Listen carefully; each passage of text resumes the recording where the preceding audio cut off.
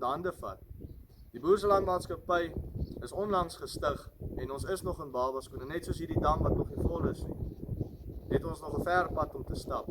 Maar as ons hierdie dam vol het, dan kan ons met bekertjies uit hom uitskep en ons kan ander glase en ander trogte vol maak.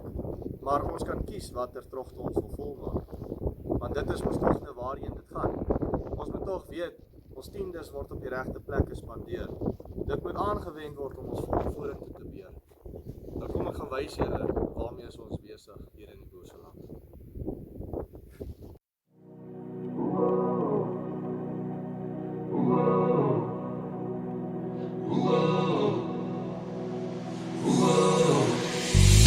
Hier was niks 'n paar 100 jare terug.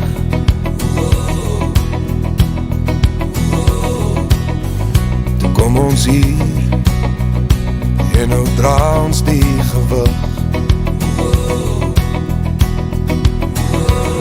van 'n land wat by ons vat, elke druppel zweet wat ons kom smeert en hulle weet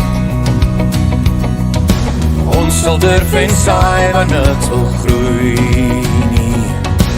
Niks kan ons maak nie behalwe God nie. Ons sal self maak soos ons gemaak het, begin soos ons begin het, oorwin het, toe alles teen ons staan en ons sal self, as jy ons nie wil lei nie, as jy ons niks wil gee nie, bekeer nie, wat ons nog gaan bereik nie, ons sal self.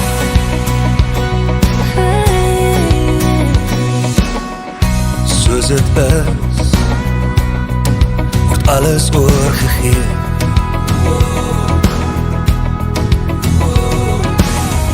Maar daar is niks wat ons spore weg kan vee. Uit grond wat in ons hart meer as wat ons nodig het kan gee. En ons weet